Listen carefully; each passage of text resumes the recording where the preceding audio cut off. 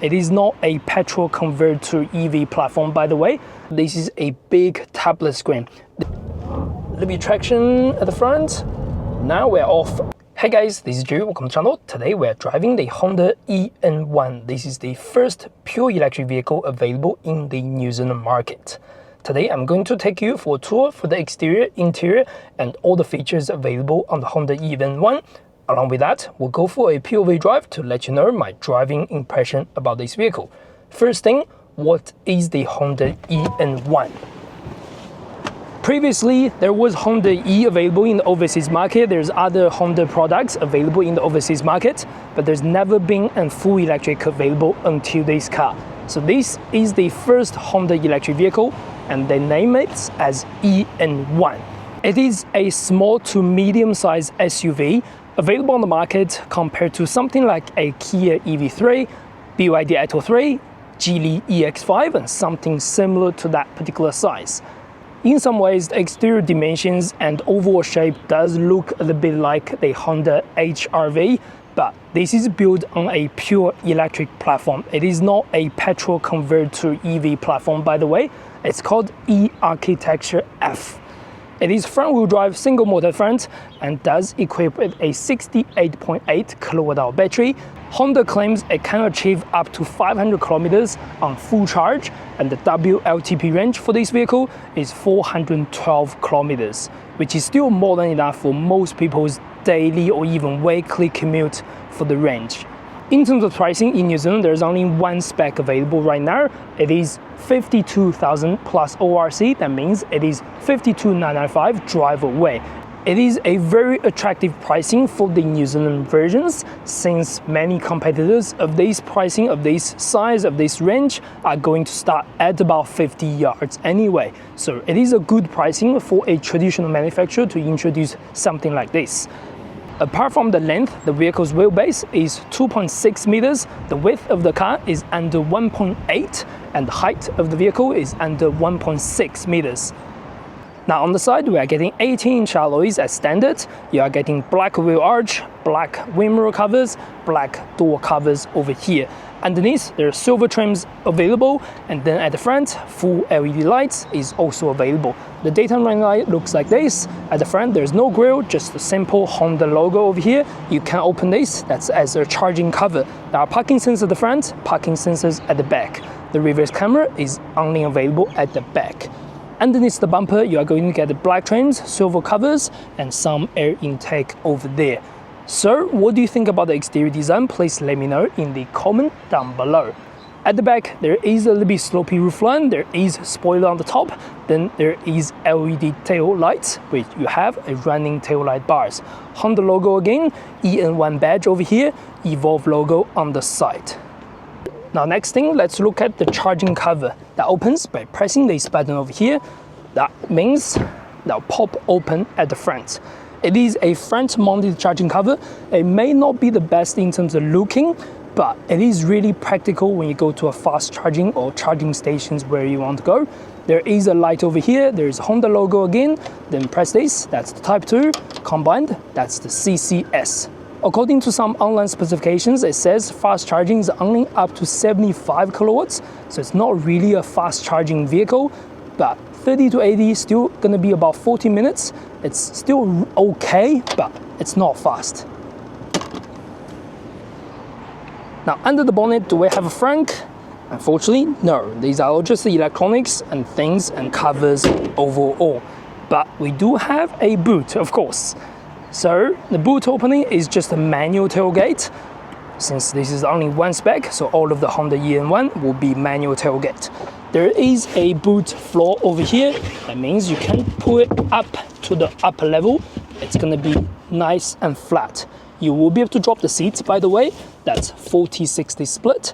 Combined, you are going to get maximum 1,163 liters, or if when the seats are all the way up, you're going to get 348 liters.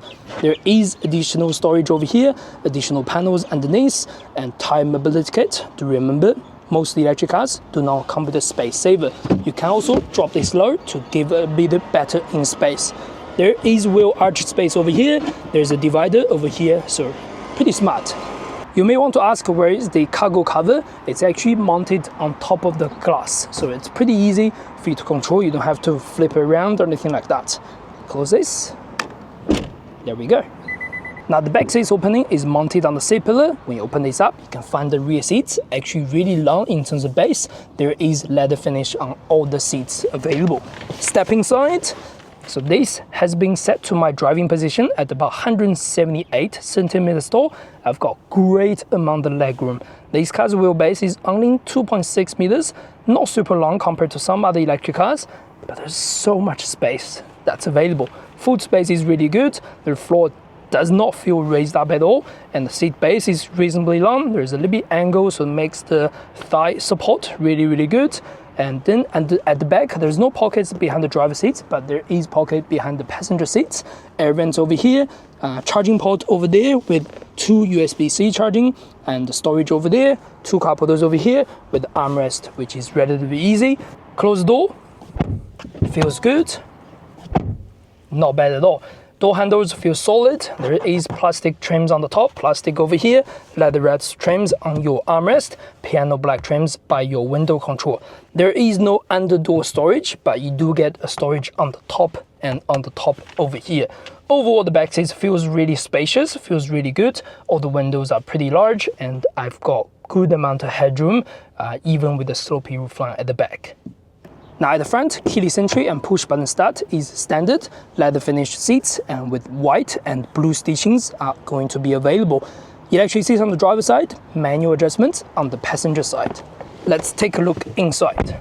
Alright, so this is how the interior looks like on the Honda EN1. Leather steering over here. Buttons are just like all the other Honda cars. Safety driving or cruise control features are over here, and some controls for the volume, for the music, for the home screens are available over here. You can change some of the panels over there. This is a 10.25-inch display as far as I can see. It's got good amount of adjustments on the left, but overall your information and things are going to be on the right.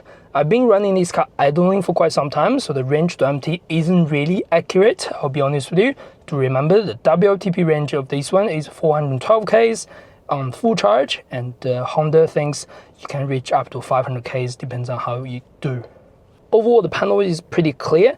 Under some reflections, there's a little bit of glare here and there, but it's not too bad. There is no head-up display, but the speedo is relatively large. Indicators on the right, windscreen wiper on the left. There is also paddle shifters. You can change the Regen braking once you start driving. We're going to talk about that when we start driving. Over here, you can open your charging port at the front, traction control parking sensors. One thing I really like is actually these air vents. You can adjust them to just basically flow through, like my hand can feel it, or you can change it to flow other directions. So right now, my hand does not feel any aircon at all. Instead, the airflow is towards around it. So yeah, very cool actually. I quite like that design. Anyway, going to the center, this is a big tablet screen. This is 15.1 inch to be exact. There are 3 panels basically. The top panel will show you navigation and phone connectivity, including Apple CarPlay and Android Auto. Apple CarPlay is wireless, by the way. In the center, this is your menu. You can change your home. You can adjust other things like your music source, and you can see your trip computer. You can see your power flow. You can see your EV menu. You can do charging to limit and schedule charging and things like that. Over here, you are going to get your vehicle settings and general setting, things like that. And then underneath, this is your aircon control panel. They are not hard physical buttons, but they are still relatively easy to use because they are all permanently displayed over here, and the panels does not move, does not change whatsoever. There are 2 buttons for the front and rear windscreens, and there is hazard light over here. Underneath, you are getting a wireless phone charger and a 12-volt socket over there. This is your gear control, P, R, and D, which is relatively easy to use. Then you do have driving mode. The vehicle does come with a sport, normal, and econ for your driving mode. Parking brake and brake hold is available. Very deep cup holders are available for 2, and then storage console is relatively small. On the side, glove box is reasonable, very decent. Door bins, there is a cup holder and some storage over there. In terms of build quality, softer material on the top, softer material over here around the door handle, which is actually better than the rear doors, and the armrest and plastic panels looks the same as the rear doors. piano black trims over here and piano black trims over here. So unfortunately, you are going to get fingerprints or scratches here and there. But then on the top, soft touch material over here, plastic on the top, soft material over here, plastic on the top again. But these feels really nice. All the panels feels really solid. Overall, I do like this interior. It is very traditional for EV, but at the same time, for many Honda buyers or Honda owners, it is very easy to get used to. It's not really hard to get used to at all. It may lack some features like this one. It's only have the reverse camera, does not have full surround view cameras. It may not have the power tailgate compared to other competitors on the market. But overall, this feels really good for the interior, for the build quality, and probably for the price point as well. Now let's get this on the road to take it for a test drive to see how this goes on the road. Alright, now before we get started, let's quickly look at the visibility around this vehicle. On the side, that's pretty good. Wind mirrors are decent. There's a small gap over here. At the front, that's really good. The vehicle feels it's raised up. You are going to see a lot. I like the vertical screen. It does not block any part of the view at the front. You're going to see still the dashboard and the bonnet lines. On the side, that's pretty good too. And then one thing I really like is the rear windscreen. The car does have a slopey roofline, but somehow the rear windscreen still feels relatively large. So yeah, that's good. Visibility is really good on this sort of vehicle. Now get it on the drive, let's get on the road. So first thing, battery again, 68.8 kilowatt hour battery. That means full charge, you are going to get 412 kilometers under WLTP conditions, although Honda claim up to 500 kilometers on a full charge, up to, I think that's maybe towards the NEDC cycle. The vehicle is powered by a single motor at the front, so front wheel drive only. 150 kilowatts of power, 310 Newton meters of torque. In terms of power delivery, very smooth, very easy to control, and it feels faster than what 150 kilowatts suggests. At normal mode, the vehicle feels really responsive. When you press the pedal down for literally just about 10 to 20%, it is responsive enough to take it off. Occasionally on rainy conditions, if you do a little bit swiftly and when you go around the corners, it may do lose traction here and there, but it's not that dangerous. But being a front wheel drive, this is what you expect. In terms of other things, suspension setup at the front is MacPherson, and the back it's a torsion beam suspension setup. They're not the most premium suspension, but overall it feels quality feels alright. Around city runs feels decent. The vehicle does have a paddle shifter behind the steering that allows you to change the regenerated braking. While you are driving, while you are moving along, you can use the minus and plus to do that degrade. I think we can do the plus to engage it to the level 1, then the arrows will show we are now doing the minus to do level 3. Level 3 will be heavy regenerative braking. That means it's quite strong on the pedal regeneration. You can definitely feel it, but even under the strongest pedal, it's not one pedal, it's going to still go into a creep mode. The vehicle will creep at about 9 kilometers per hour on the speed. And then once you reach under the creep mode, the regenerative braking will be disengaged. So the arrow is now gone. So that means you're back to a very standard regeneration, which is a bit annoying with this design. I don't know why they don't keep it under a certain level, but you just have to deal with it. And around corners, it is not bad. It is not bad handling thing. Again, it's fine for medium-sized SUV like this. Just like all the other Honda feels, they're not going to feel sloppy around the corners. Still feels relatively supportive when you go around the countryside and things like that. At a certain low speed, the vehicle's motor do make quite a bit of whining noise compared to some other electric cars. I'm not sure if they combined a little bit artificial noise just to warn pedestrians or anything like that at low speed, or it's just simply the whiny motor, but you are going to hear it, you're going to feel it once you do any sort of acceleration or slow down around the speed. But the handling is pretty good on this vehicle. The steering feels very direct. It's very easy to control your acceleration and your assistance on the steering. You are going to hear that in the video, by the way, about the whining noise. When you drive this car in person, you are going to hear as well. It is quite noticeable compared to some other electric cars, especially when you're slowing down. You're going to feel that. But anyway, the suspension setup on this car is fairly simple. It's not the most premium setup, but at the same time feels okay. It's relatively comfy on some certain roads, and when you go through bumps, you're going to feel it here and there. It is a quite standard setup. It's not too firm, not too soft either. Just a medium sort of level in terms of assistance. Handling over here still feels okay. And we're going to go into the sport mode just to give it a test on the sport pedal. I've tested around the corners on the other side before the video. It is very responsive. Press the pedal, it goes, and it goes again. So you can feel the pedal response is really strong on this car under the sport mode. Feels a lot stronger than 150 kilowatts again. Going to do a little bit of acceleration over here just to give it a test from the brake hold, by the way. A little bit of traction at the front. Now we're off. I wasn't pressing 100%, by the way. You can feel the pickup. It's very easy to go over 80 to 100 to somewhere on that. Again, my pedal was pressed down about maybe 60 to 70%. That's how good on this acceleration. Again, feels a lot faster than 150 kilowatts suggests. Now, once we're on the motorway, let's go back to the normal mode. You're going to hear some road noise, wind noise as well, specifically.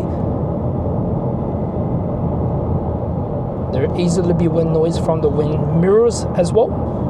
So in terms of noise performance, this is not going to be super high or super premium on some standards, but it is just like all the other Honda cars, pretty budget-friendly entry-level SUV will mostly perform like this on most cars. Despite the lightweight for electric vehicle on this car, it feels still solid on the motorway. Do remember these come with pretty much all the Honda sensing safety technologies like adaptive cruise control, lane keep assistance, blind spot detection, pre-collision warning, pretty much all the features that you need for a daily drive. And let's go to the sport mode again. Pedal 1, 2, 3. Pedal 1, 2, 3. So it is pretty responsive, as you can see. Pedal 1, 2, 3. Yeah, you can feel the power, you can feel the pulling. I'm not sure about the 0 to 100 timer on this car, but it feels fast. It feels about 7 seconds or so. I guess we have to check that on the online brochures to tell you, but overall it feels fast. You do not need anything more than this in terms of power for a daily drive. If you go out the country road, this still feels relatively fast. Alright, since we are at the motorway entrance, we're going to do another acceleration over here. 1, 2, 3. Really steady going up. We had the green lights before this, by the way. And there we go. Acceleration is again very smooth, very easy. That was going uphill, so it doesn't feel that fast compared to other acceleration on the other side. But overall, you're not gonna need more than this power. This power is very good, adequate overall, but probably better than adequate, what I can see. Let's go back to normal mode again. So going back to the suspension setup, compared to some other vehicles, on some certain situations where you get a lot more body rolls, where you get a lot more potholes here and there, this car may shake a little bit more from the rear end compared to some other competitors, but they're not terrible in any shape or form. Driving on this, like a New Zealand motorway around Auckland, it is very comfy, it is easy to travel. The suspension works quite well on these sort of surfaces. So what are the final thoughts for the Honda eN1 being a first electric car Honda decides to bring to the New Zealand market, I think this is a very competitive product compared to pretty much any competitor in the market. It has a good starting price, $52,995, including ORC for the New Zealand market. It is up against pretty much all the other small to medium-sized SUVs, and even cheaper than some of the Korean and Japanese competitors. At the same time, it offers okay driving dynamics, handling is good, suspension setup is alright, not too bad, interior feels pretty solid. It does feel modernized in some way, but also at the same time, it does feel traditional in some way. It's not really hard to get used to this interior. Everything's quite intuitive, just like all the other Honda cars. So this will be a very good product for Honda to get down their clean car program, so they reduce their emission and things like that. What do you think about the Honda EN1? Please let me know in the comment down below. Would you be interested in taking one for drive, considering one, or simply buying one in the New Zealand market? Alright, that will be the end of this video. If you like the content, please subscribe and like. That's the best way to support the channel. As always, I will see you in the next video. Thank you very much.